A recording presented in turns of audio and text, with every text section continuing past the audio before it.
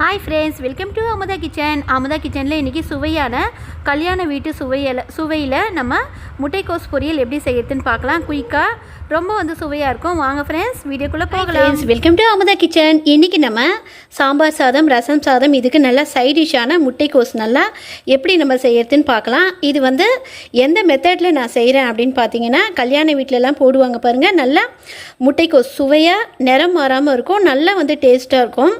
அதுபோல் எப்படி நம்ம செய்யறது, அதுக்கு தேவையான பொருட்கள் என்னென்னு பார்த்துலாம் வாங்க. வீடியோக்குள்ளே 300 கிராம் முட்டைக்கோஸ் நல்லா அலசிட்டு இது போல் கட் பண்ணி எடுத்துக்கோங்க. நல்லா கொஞ்சம் நீள்வாகில் கொஞ்சம் பெருசாக கட் பண்ணி எடுத்துக்கோங்க. இது நான் கத்தியில் தான் கட் பண்ணி எடுத்தேன். நல்லா நீளமாக நமக்கு நல்லா அழகாக இருக்கும். பொரியலுக்கு கூட்டாக இருந்தால் நம்ம பொடியாக கட் பண்ணிக்கலாம். 3 டேபிள் ஸ்பூன் அளவுக்கு பைத்தம்பருப்பு ஒரு 1/2 அன் ஹவராக ஊறிட்டுருக்கு. மீடியம் சைஸ் வெங்காயம் 1 நல்லா பொடியாக கட் பண்ணி எடுத்துக்கோங்க. நமக்கு குயிக்காக வதங்கி வரும்.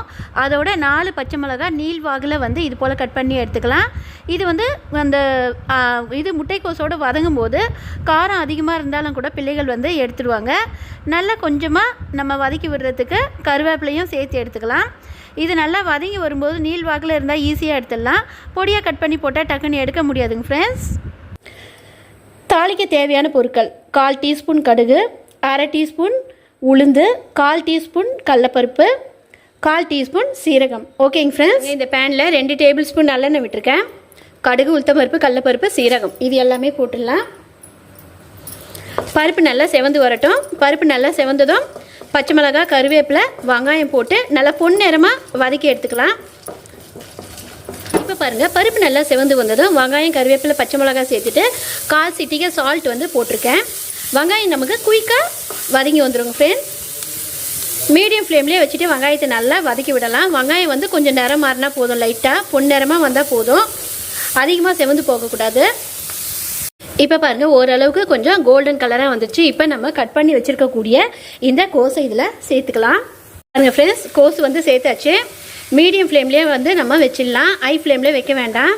இப்போ நம்ம ஊற விட்ட பைத்தம்பருப்பை தண்ணியெல்லாம் நீக்கிட்டு அதில் அப்படியே இருத்துடலாம். தண்ணியை இருத்துட்டு இதோடு சேர்த்துக்கலாம். இப்போ பாருங்கள், நல்லா கோஸ் வதங்கிடுச்சு ஒரு 2 நிமிஷத்தில்.